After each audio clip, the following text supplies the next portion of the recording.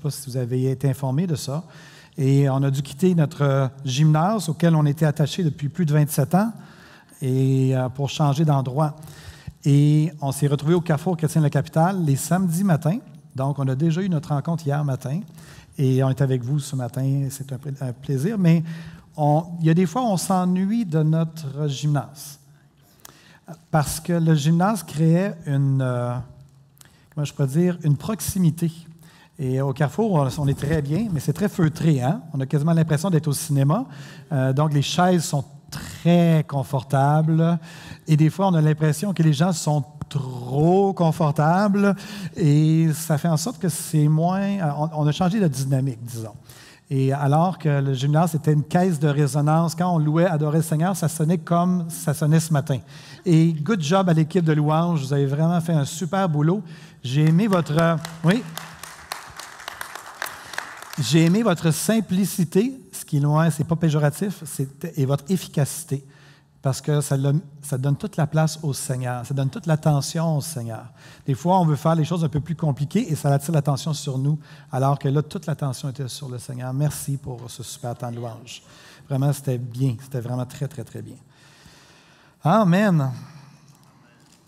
C'est le fun, je peux dire tout ce que je veux. J'ai au moins 3 heures devant moi et... J'aimerais vous remercier pour l'invitation et pour la confiance. Merci à Pasteur Bruno et Marjorie. De ce que j'ai compris, Pasteur Bruno est en vacances et Pasteur Marjorie est en temps de ressourcement ministériel, en temps sabbatique. Et je vous encourage à prier pour Pasteur Marjorie parce que c'est pas des vacances, un temps de ressourcement ministériel. C'est un temps pour être ressourcé. Donc, on prie que le Seigneur puisse lui faire du bien, mais qu'il puisse aussi la préparer pour la prochaine saison, pour son ministère, mais aussi pour vos vies. Parce que si Pasteur Marjorie revient chargé à bloc de la vie de l'Esprit sur elle, qui va être les principaux bénéficiaires? Donc, j'encourage à prier pour Pasteur Marjorie et Pasteur Bruno aussi, qui est en vacances. Je crois aussi qu'il y a une dimension d'aller installer son garçon au collège biblique. Hein? Il y a cette dimension-là. Donc, Seigneur, on les bénit. Prions justement pour eux ensemble. Seigneur, merci pour Pasteur Bruno, merci pour Pasteur Marjorie, pour toute l'équipe de leadership ici.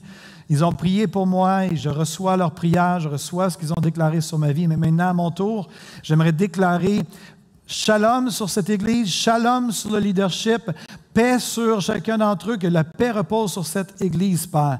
Merci pour la valeur de l'honneur qui est pratiquée dans ce lieu. Et je prie vraiment que tu puisses faire du bien à Pasteur Bruno et la famille, les enfants, et à Pasteur Marjorie aussi. Nous prions, comme je viens de le mentionner, que tu puisses la recharger, qu'elle soit remplie de ton esprit, remplie de ta vie. Viens faire du bien à son âme, comme dit une certaine version du psaume 23. Refais son âme, Seigneur. Refais son âme. Fais-lui du bien. On la bénit là où elle est, Père. Que ton règne vienne dans sa vie, dans leur couple. Nous prions vraiment qu'il puisse être propulsé encore plus loin et que le Carrefour des Nations, la famille du Carrefour des Nations soit propulsée également plus loin. Père, nous prions pour ce message, qu'il soit vraiment justement une propulsion spirituelle pour chaque personne dans ce lieu. Je prie qu'il puisse être, que toute pensée soit rendue captive à l'obéissance de Christ et qu'on puisse sortir d'ici avec une parole vivante du Dieu vivant, une parole vivante qui va s'implanter dans nos cœurs et qui va faire en sorte que même ça va porter du fruit jusque dans l'éternité. Seigneur, c'est ce que nous prions pour nos vies, c'est ce que nous te demandons, Père, dans le nom de Jésus-Christ. Et tout le monde dit? Amen, amen et amen. Quelqu'un a déjà écrit « Tout ce qui se conçoit bien s'énonce clairement et les mots pour le dire viennent aisément. » Quels sont ceux qui connaissent cette expression-là? Selon vous, d'où ça vient, cette expression-là? Est-ce que c'est Jésus qui a dit ça? Non. Ça vient de qui, selon vous? Donc, tout ce qui se conçoit bien s'énonce clairement et les mots pour le dire viennent aisément. C'est un poète du 17e siècle français qui a écrit ça dans un de ses poèmes. Et ça veut dire que tout ce qu'on conçoit bien dans notre tête, tout ce qu'on comprend bien, on est capable d'en parler clairement et de façon concise. Mais tout ce qui n'est pas clair dans notre tête, les mots sont difficiles à faire sortir. Et tout ce qu'on arrive à comprendre peut plus facilement aussi être géré et se régler. Ce que moi, j'arrive à clarifier, souvent je me dis, bon, mais il y a 80% du travail de fait, parce que j'ai au moins réussi à comprendre ce qui se passe. Pour moi, ça m'aide. Et tout ce qui se conçoit bien s'énonce clairement et les mots pour le dire viennent aisément ou les solutions viennent plus facilement lorsqu'on comprend à quoi on a affaire. Quand, personnellement, j'arrive à mettre les bons mots sur ce que je ressens ou sur ce que je vis, c'est comme si un nuage de confusion se dissipait dans mon esprit et qui me permettait après ça de pouvoir cibler mes prières. Il y a quelques mois de ça, dans mon esprit, j'avais une situation qui se passait et ça bouillonnait dans mon cœur et ce n'était pas nécessairement positif. J'essayais de mettre des mots sur ce que je ressentais et alors que j'étais en train de conduire ma voiture, à un moment donné, les mots sont venus.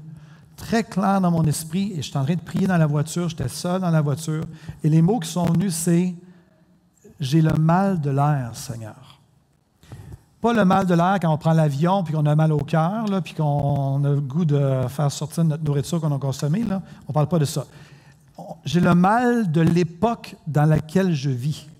J'ai le mal du monde dans lequel je vis. Seigneur, j'ai le mal de l'air. Et quand j'ai mis ces mots-là, ça a sorti de ma bouche, j'ai comme fait « Oh, c'est exactement ça ». Et c'est devenu le sujet de prière. Dans mes temps de prière avec le Seigneur, j'en parlais. Et le Saint-Esprit a commencé à attirer mon attention sur certains éléments par rapport à cette prière-là.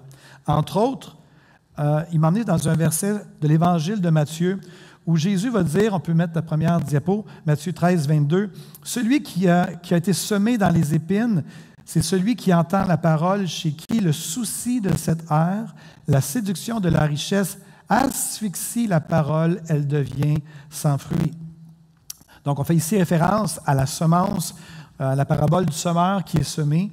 Et ici, ça se dit que celui qui a été semé dans les épines, c'est celui dont le souci de cette ère, de cette époque, du monde dans lequel on vit, et la séduction des richesses asphyxie la parole. Elle devient sans fruit.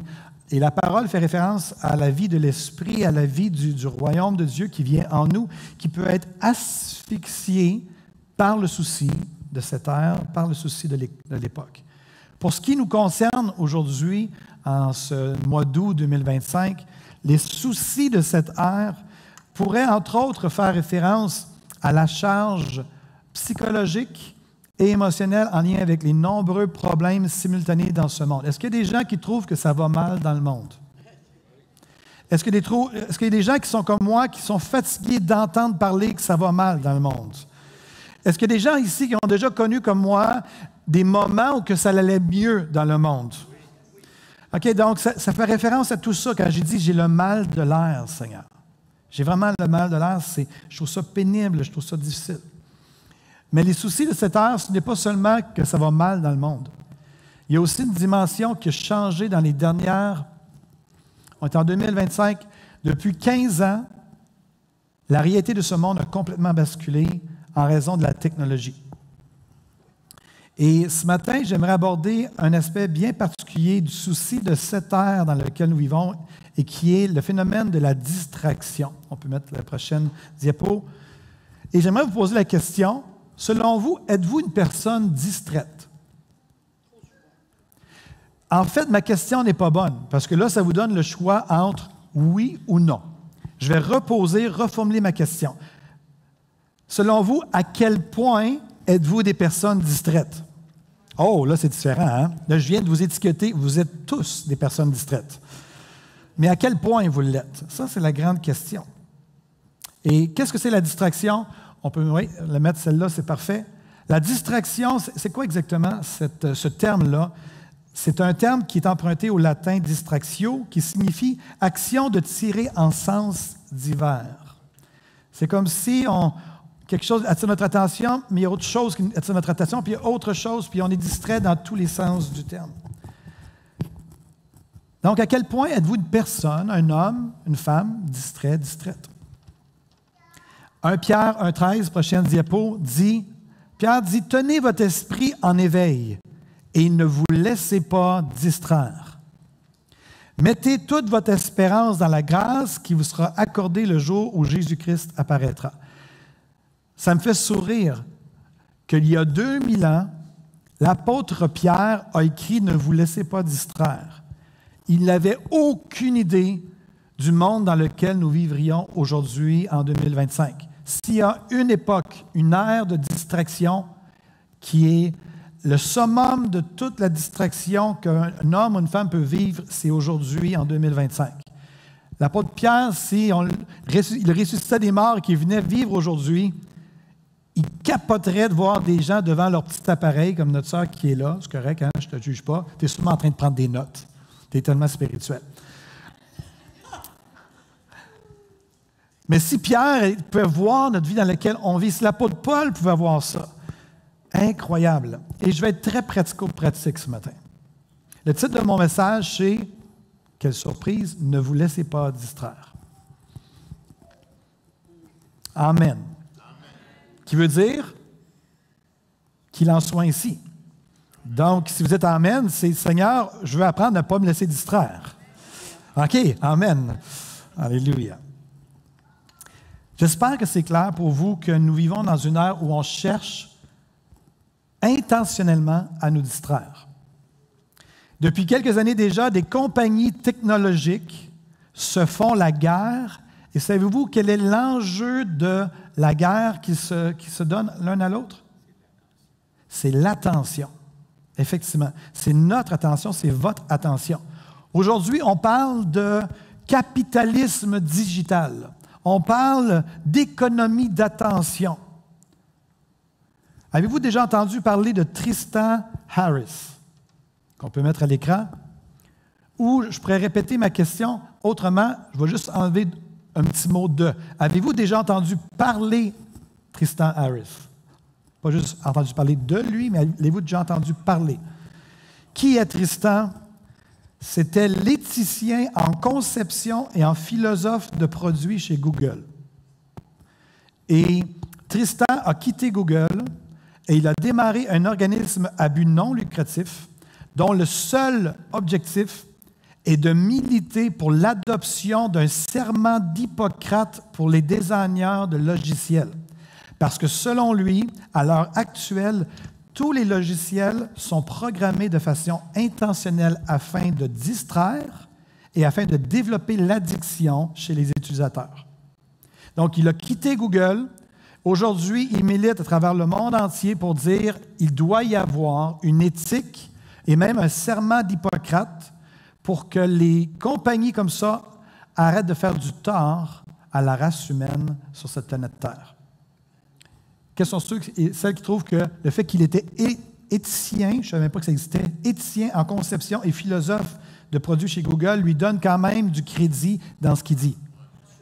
Il était celui qui faisait les choses avant. Maintenant, c'est une forme de repentance en disant c'est en train de détruire les familles, les destinées, les talents. C'est en train de faire tout un ravage dans la société. Je repose ma question. À quel point êtes-vous des personnes distraites? Permettez-moi d'enchaîner avec quelques citations intéressantes et pertinentes. Et pour ceux et celles qui, des fois, je vois que vous voulez prendre des photos de la citation, ça va être sur le live. Fait que vous allez pouvoir aller les retrouver sans problème. Et je vais vous lire des citations intéressantes et pertinentes au sujet de l'ère de la distraction contemporaine et de son impact probable sur notre vie spirituelle. Donc, je vais ralentir le pas ici pour vous permettre de bien assimiler le contenu des citations. Elles vont être à l'écran. Donc, voici quelques citations pertinentes au sujet de la réalité de la distraction contemporaine et de son impact probable sur notre vie spirituelle. Le pasteur John Ortberg a dit ceci. Pour beaucoup d'entre nous, le grand danger n'est pas que nous renoncions à notre foi, c'est que nous devenions tellement distraits, pressés, préoccupés, que cela nous amène à nous contenter d'une version médiocre de la vie chrétienne. Il est possible d'en venir à survoler nos vies au lieu de les vivre réellement. Comme disait le pasteur Dominique Courlin, qui m'avait précédé à l'Eva, du grain à moudre, c'est-à-dire de la réflexion. Ronald Rolheiser a dit ceci. Aujourd'hui, un certain nombre de circonstances historiques convergent aveuglément et conspirent accidentellement pour produire un climat dans lequel il est difficile non seulement de penser à Dieu ou de prier, mais simplement d'avoir la moindre profondeur intérieure. Nous nous laissons distraire pour toutes sortes de motifs valables ou non, au point de sombrer, parfois, dans une inconscience spirituelle. Ce n'est pas que nous ayons quelque chose contre Dieu, la profondeur et l'esprit. Nous aimerions cela. C'est juste que nous sommes habituellement trop préoccupés pour que l'un de ces éléments apparaisse sur nos écrans radars. L'occupation pathologique et la distraction sont aujourd'hui des obstacles majeurs dans notre vie spirituelle. Est-ce qu'il y a des gens ici que vous êtes d'accord avec moi pour dire que la technologie est quand même un ennemi par rapport à notre vie spirituelle? Okay? J'ai levé la main en premier, soit dit en passant. Okay? Fait que je suis le premier. D'accord? Est-ce qu'il y a des gens que ce n'est pas le cas? Que vous avez l'impression que la technologie n'a aucun impact sur votre vie? Soyez bénis. Mais je ne sais pas dans quel monde vous vivez. Okay? À moins que votre budget ne vous permette pas d'avoir un réseau cellulaire ou l'Internet à la maison. Michael Zigarelli a entrepris l'enquête Obstacles à la croissance. Il a fait son enquête auprès de plus de 20 000 chrétiens à l'échelle mondiale. Et lisez avec moi l'hypothèse de son enquête. On va le mettre à l'écran. Il se pourrait que les chrétiens adoptent et s'adaptent à la culture d'occupation, de hâte et de surcharge de leur société, ce qui mène à une marginalisation croissante de Dieu dans la vie des chrétiens, ce qui entraîne une détérioration de leur relation avec Dieu, ce qui rend les chrétiens encore plus vulnérables à l'adoption d'idées laïques sur la manière de vivre, ce qui conduit à une plus grande conformité à la culture d'occupation, de hâte et de surcharge, et le cycle recommence. C'était son hypothèse. C'est avec beaucoup de sagesse que Jésus a dit et a enseigné, car là où est ton trésor, là sera aussi ton cœur. Évidemment, Jésus faisait référence particulièrement aux finances, à l'argent, mais je pense aussi qu'on peut parler aujourd'hui de l'attention. Là où est ton attention, là sera aussi ton cœur. C'est notre attention, écoutez bien ce que je vais vous dire, c'est notre attention qui ouvre la voie à la conscience.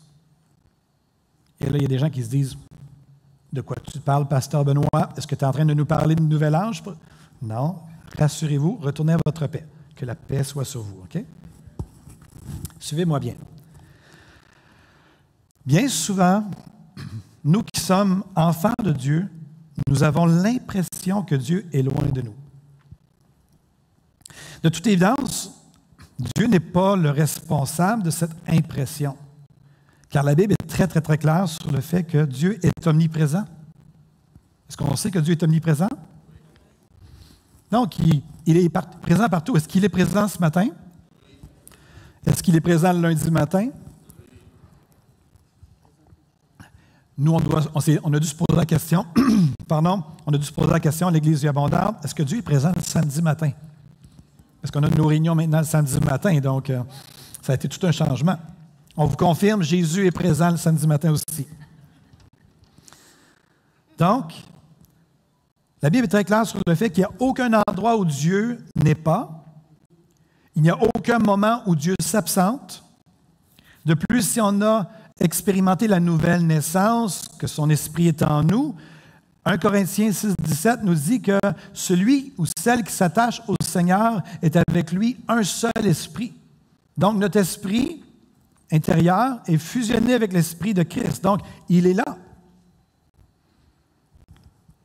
Une autre version dit, mais la personne qui s'unit au Seigneur dans son cœur devient comme une seule personne avec lui.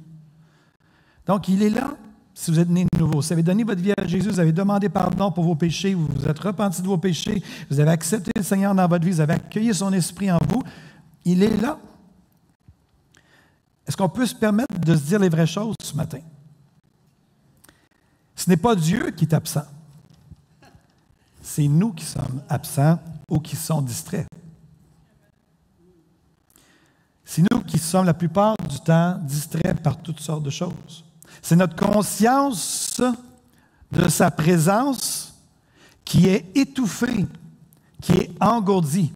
Les soucis de cette ère asphyxient la parole, asphyxient la vie de l'esprit. C'est notre occupation et notre niveau de distraction qui nous engourdit et nous rend insensibles et indifférents à sa présence qui est autour de nous, avec nous, en nous et qui désire communier avec nous. Il y a quelques années de ça, j'étais en train d'écouter le Seigneur et le Seigneur m'a dit « Je suis autant avec le cultivateur qu'avec l'homme d'affaires. Toutefois, le cultivateur discerne beaucoup plus facilement ma présence et mes intentions à son égard. » Et quand j'ai reçu ça, ça m'a intrigué pendant des années. Je ne comprenais pas à quoi le Seigneur faisait référence. Je dis, pourquoi l'homme d'affaires versus le cultivateur? Qu'est-ce qu'il y a de différent entre les deux? Et c'est devenu clair à travers ma prise de conscience, j'ai le mal de l'air et toutes mes réflexions, l'enjeu, c'est la distraction. Un homme qui travaille la terre travaille très fort physiquement, mais son esprit est disposé à réfléchir, à être à l'écoute. Un homme d'affaires, son esprit est très occupé par tout ce qu'il est appelé à faire. Et ça implique toute la technologie aussi, bien souvent. C'est rare qu'on va voir un cultivateur qui va être sur son iPhone en train de cultiver. OK?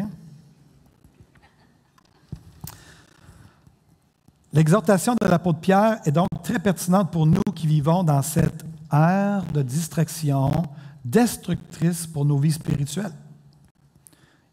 On va remettre, prochaine diapo, 1 Pierre 1,13. « Tenez votre esprit en éveil et ne vous laissez pas distraire. » 1 Pierre 4,7. « La fin de toute chose est proche. » Si c'était le cas il y a 2000 ans, 2000 ans plus tard, la fin de toute chose est vraiment proche. Menez donc une vie équilibrée et ne vous laissez pas distraire, afin d'être disponible pour... Quels sont ceux qui aiment la prière? Quels sont ceux qui en arrachent dans leur vie de prière? Merci. Il y a une personne qui est honnête.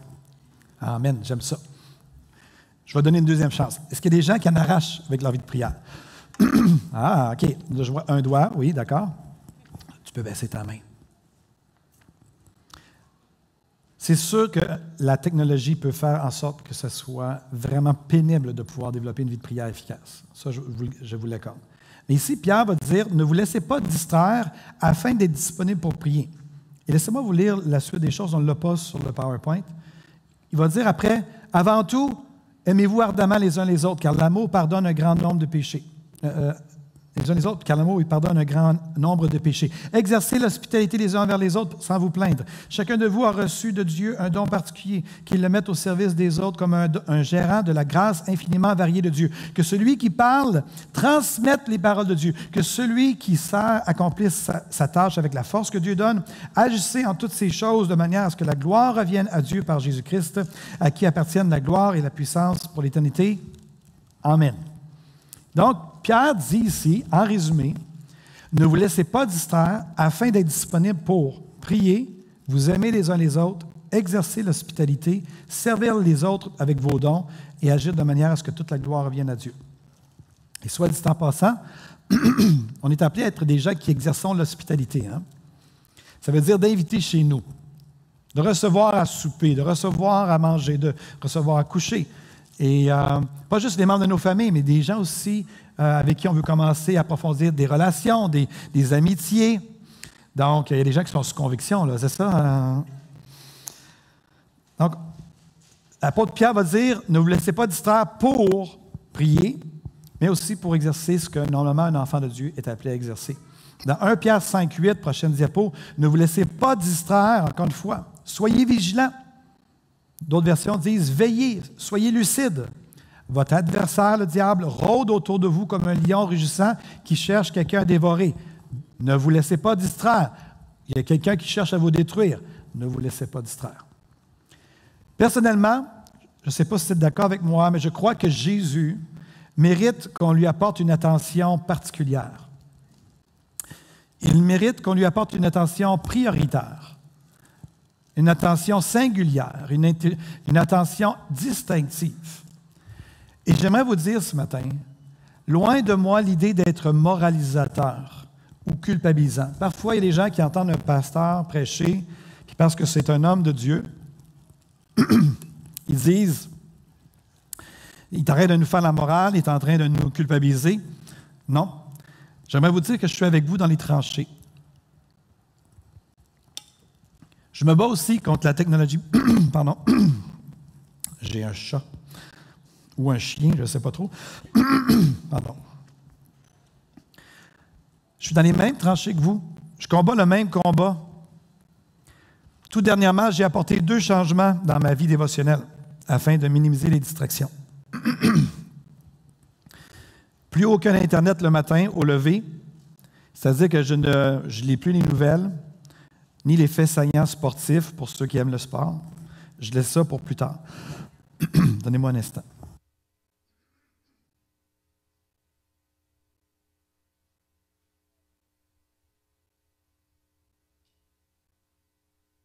Bon, je pense qu'il est parti.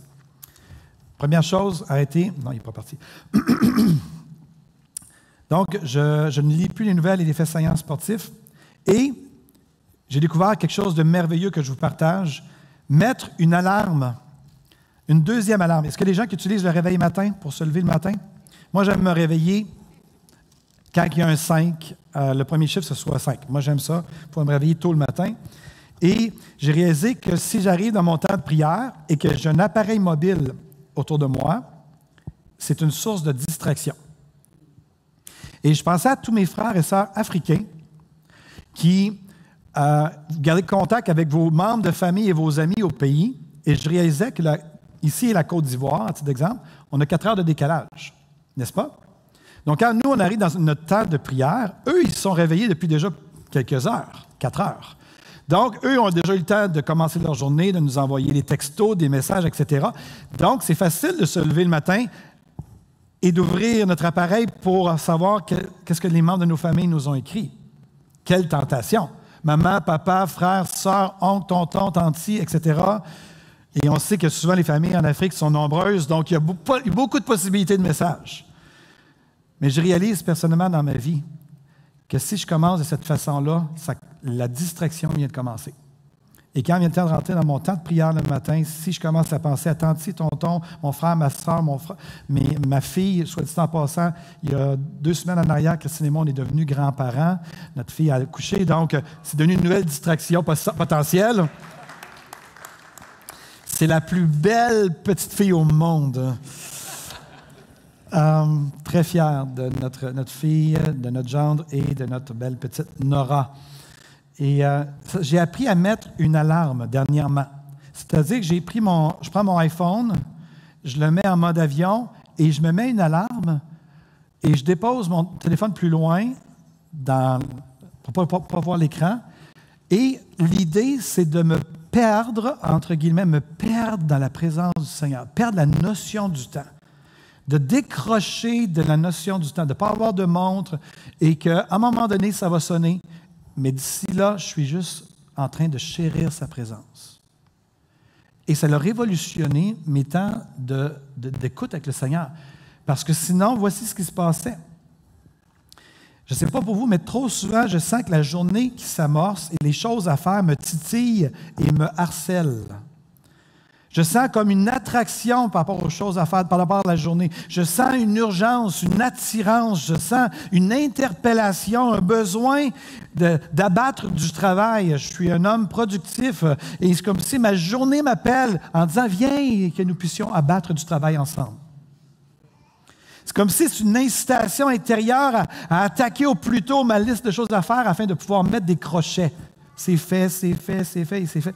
Et j'ai appris qu'il a fallu que je désamorce cet aspect-là pour ma vie de prière parce que ça me distrayait.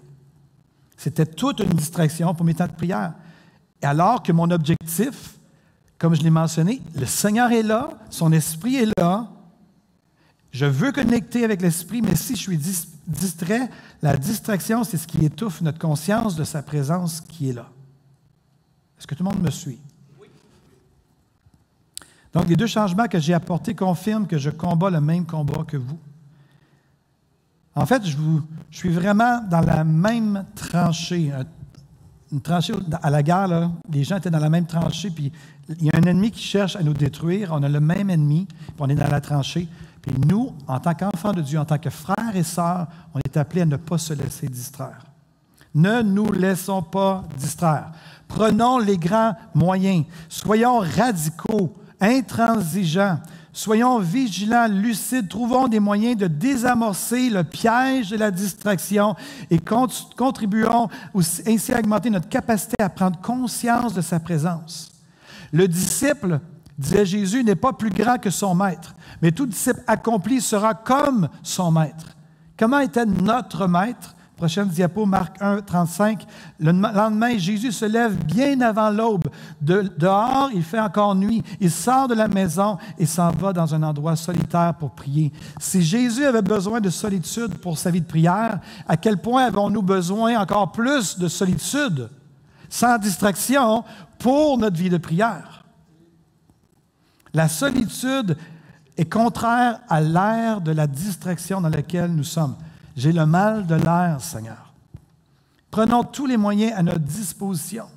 Soyons ingénieux, soyons sages. Il y a des gens que leur travail, c'est de trouver des moyens de venir chercher notre attention.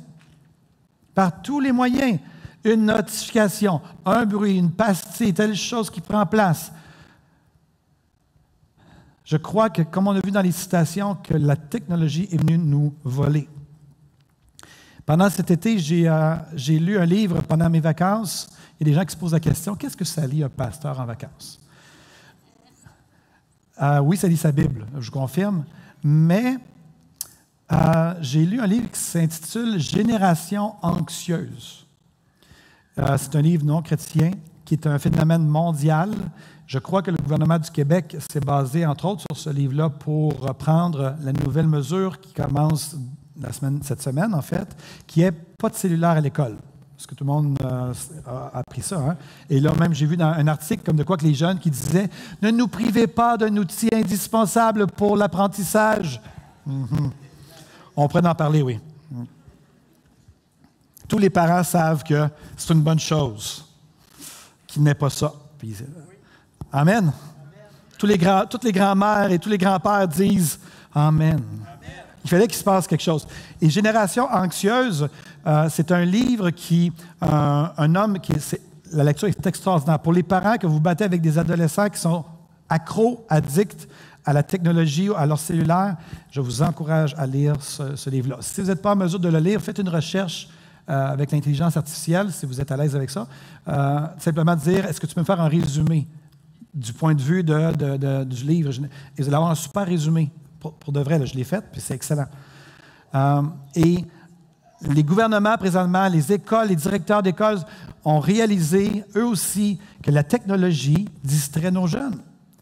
Et leur apprentissage décline, leur attention décline. Et particulièrement les jeunes femmes, les jeunes filles, les jeunes adolescentes, à partir de 2010, lorsque le réseau cellulaire haute vitesse et les appareils intelligents, il y a eu le mariage des deux, et avec la caméra pour prendre des selfies, il y a eu explosion d'anxiété chez les jeunes filles et maladies mentales et hospitalisation en psychiatrie des jeunes filles. Parce que ça vient nourrir quelque chose de malsain. Il y a eu un temps, jeunes filles et jeunes hommes, où le seul moment où vous pouviez vous voir, c'était dans un miroir. OK?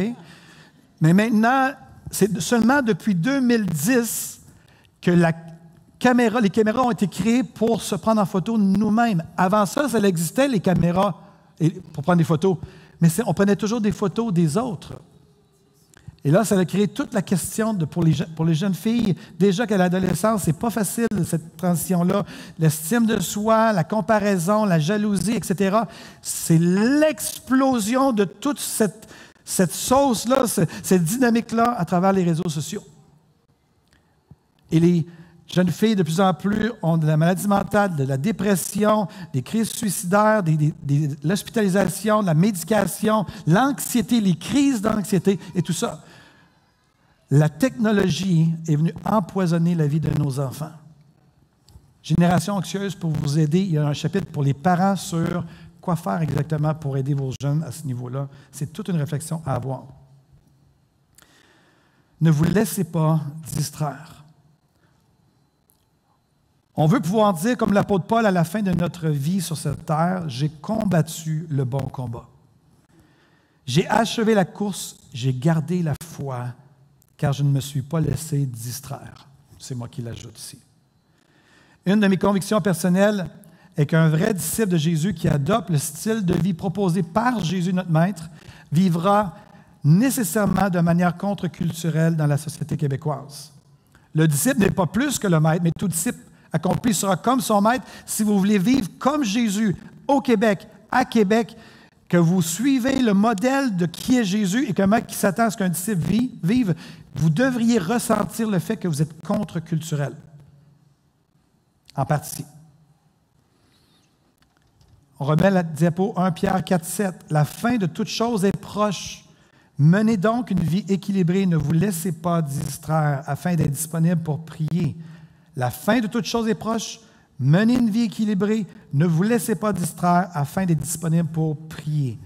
Vous aimez les uns les autres. Exercez l'hospitalité pour servir les autres avec vos dons, pour agir de manière à ce que la gloire revienne à Dieu. Il y a quelque temps de ça, je suis allé en Allemagne pour suivre un homme de Dieu duquel je voulais apprendre. Et puis, il a lancé une phrase dans son message, dans sa prédication, et tout le monde s'est mis à rire dans la salle.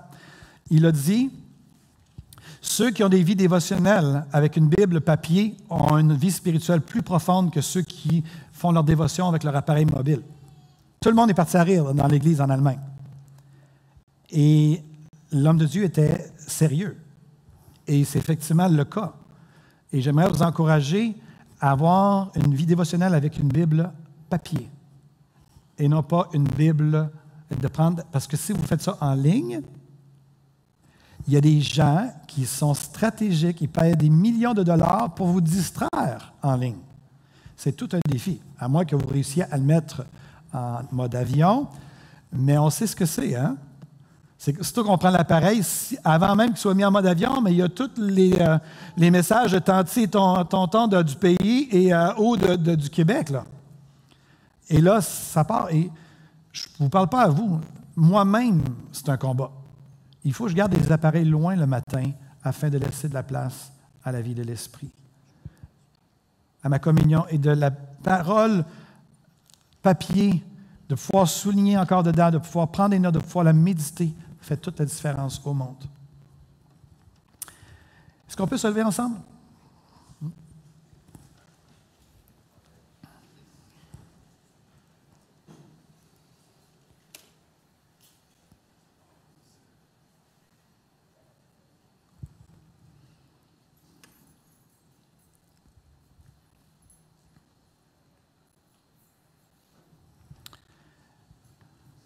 Je déclare que le royaume de Dieu est présent dans ce lieu. Je déclare que le royaume de Dieu est en vous.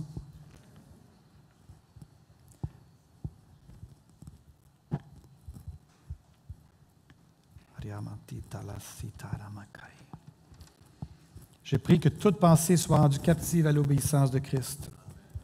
Je prie maintenant que mes frères et mes sœurs puissent prendre conscience. On ne veut pas simplement être des gens qui entendons un message ce matin. Comme j'ai dit dans ma prière au début, nous voulons une parole vivante du Dieu vivant qui va changer nos vies jusque dans l'éternité. Je prie que tu puisses parler et mettre des convictions claires dans le cœur de mes frères et de mes sœurs maintenant. Laissez-moi vous poser des questions maintenant. Qu'est-ce qui distrait ton cœur, mon frère, ma sœur? Qu'est-ce qui vole ta précieuse attention? Tu peux garder tes yeux fermés, c'est entre toi et le Seigneur. As-tu une addiction à ton téléphone intelligent, à ton ordinateur? On n'en a pas parlé, mais est-ce que tu es dépendant aux séries Netflix, à Instagram, à la pornographie, aux réseaux sociaux, aux jeux vidéo? As-tu la lucidité et le courage de reconnaître ton addiction, ton niveau de distraction dans ta vie ce matin? L'apôtre Paul va dire aux Corinthiens, « Tout m'est permis. Certes, mais tout n'est pas bon pour moi. Tout m'est permis, c'est vrai, mais je ne veux pas me placer sous un esclavage quelconque. Nous sommes appelés à des enfants libres et libres de toute distraction, particulièrement lorsqu'il vient le temps de prioriser notre vie de prière. Ça prend du courage pour jeter un regard honnête sur notre niveau d'addiction et son impact réel sur notre vie dévotionnelle. Et je ne peux pas prendre la décision pour vous ce matin. Je ne sais pas quelle est votre relation avec la technologie, mais je sais que la majorité d'entre nous, sinon peut-être nous tous, on est appelés à renoncer à la distraction, à la séduction, à l'addiction, de telle sorte que la parole ne soit pas asphyxiée, alors que nous vivons dans l'ère de la distraction, comme jamais auparavant dans toute l'histoire de l'humanité. Je vous appelle, mes frères et sœurs, à la repentance. Ce n'est pas de pleurer sur vos péchés, mais c'est de changer de façon de penser. Que feras-tu avec ce message? Qu'est-ce que tu vas faire pour contrer les sources de distraction dans ta vie? Tu es appelé à apprendre et à prendre des décisions et à appliquer les nouvelles stratégies afin que ta vie spirituelle puisse s'approfondir. J'aimerais qu'on puisse faire un exercice. Maintenant, on peut ouvrir vos yeux. J'aimerais vous enseigner quelque chose. Personnellement, je vous ai dit que j'ai fait la prière. Seigneur, j'ai le mal de l'air. C'est-à-dire cette distraction qui est là. Est-ce que je suis seul à vivre ça? J'espère que non. Hein? Je pense que tout le monde comprend à quoi je fais référence. Puis des fois, même j'arrive à l'église et en bon québécois, ça spinne dans ma tête. J'ai toutes sortes de choses et tout. Puis j'ai un frère qui m'a enseigné un principe et je veux vous le partager. Ça a vraiment fait une différence dans ma vie pour que ça arrête de tourner, ça arrête de spinner dans ma tête. Et c'est une déclaration. Et on va le faire ensemble ce matin. Ça dit, le frère enseignant dit, entendement, au raisonnement, nos pensées, là, soumets-toi à l'Esprit. Puis après ça, on dit, Saint-Esprit, révèle-moi le Père et Jésus. Et j'aimerais qu'on puisse le faire ensemble. Est-ce qu'on peut juste fermer nos yeux? Dites avec moi, entendement, raisonnement, soumets-toi à l'Esprit. Saint-Esprit, révèle-moi le Père. Révèle-moi le Fils. On va le refaire ensemble. Entendement, raisonnement, soumets-toi à l'Esprit. Saint-Esprit, révèle-moi le Père et le Fils. Et restons maintenant à l'écoute.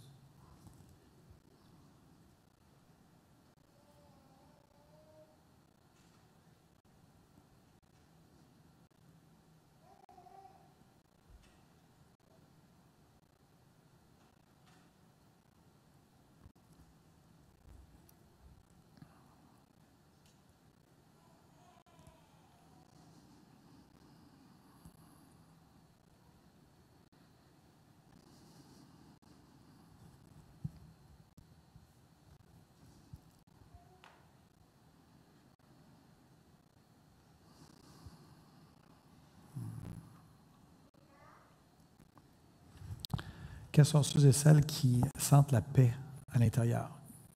Que ça a comme que tout s'est apaisé à l'intérieur. Est-ce qu'il y a des gens qui ont ressenti ça?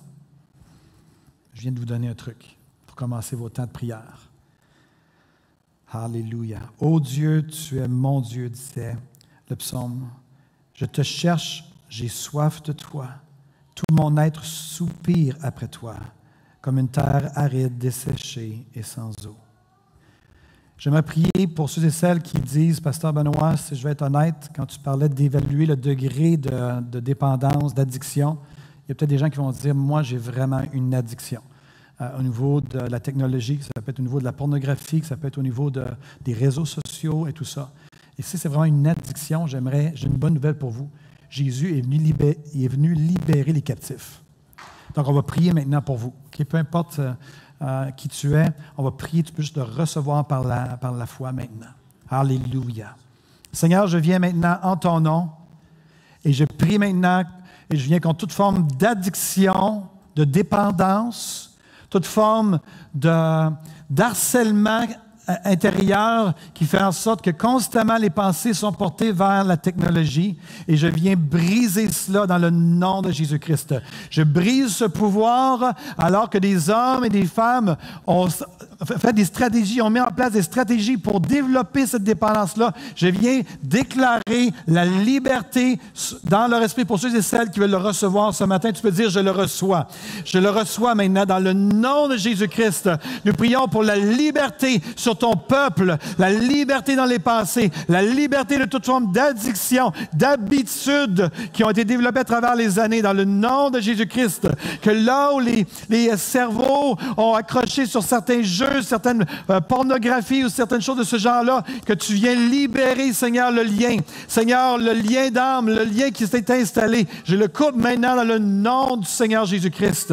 Je déclare liberté.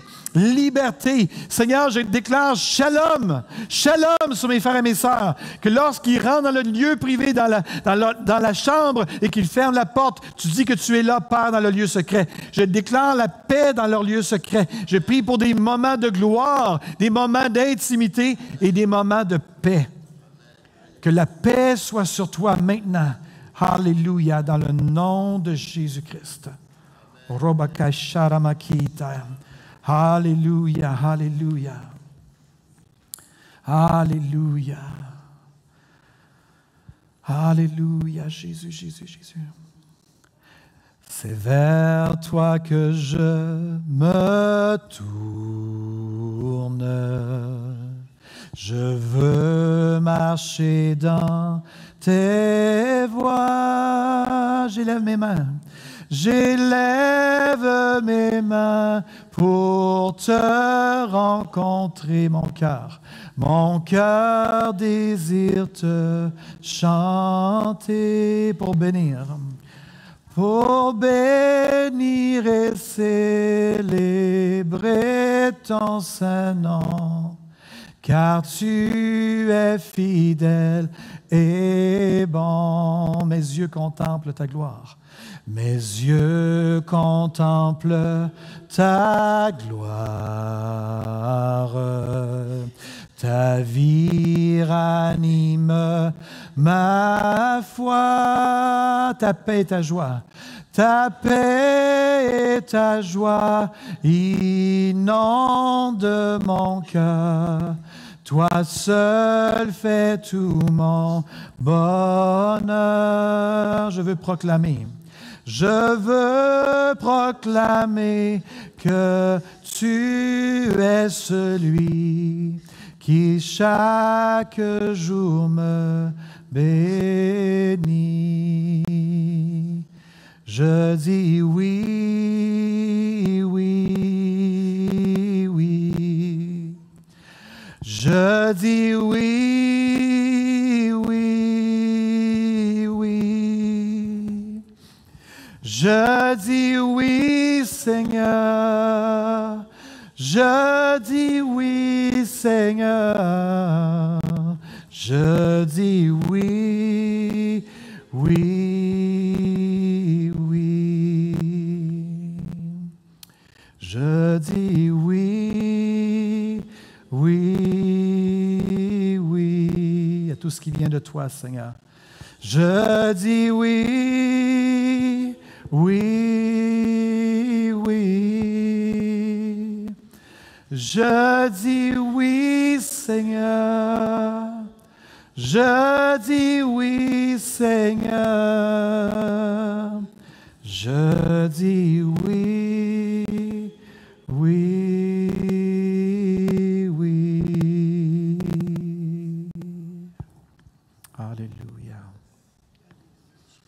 Alors qu'on est dans sa présence, il y a peut-être quelqu'un qui a une parole du Seigneur. Je t'encourage à simplement relâcher la parole sans l'expliquer, mais juste la partager. Si tu as quelque chose dans ton cœur, juste m'assurer qu'il n'y a pas de parole qui n'est pas relâchée à ce moment-ci.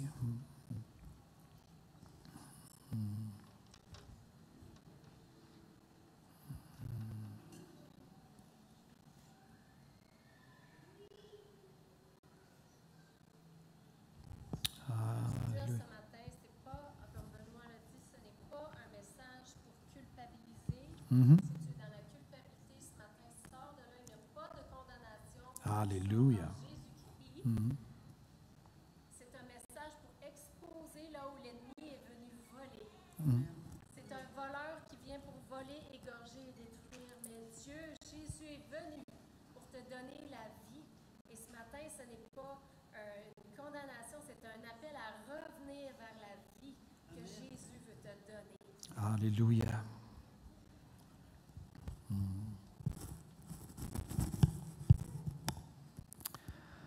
Alléluia. Et pour confirmer le tout, dernier passage, dernière diapo, 1 Corinthiens 7, 35 qui dit « Je dis cela dans votre intérêt », ce que je vous ai partagé ce matin. Ce n'est pas pour vous tendre un piège, c'est pour que vous fassiez ce qui est convenable et que vous vous attachiez au Seigneur sans distraction. Amen. Merci Christine pour le partage.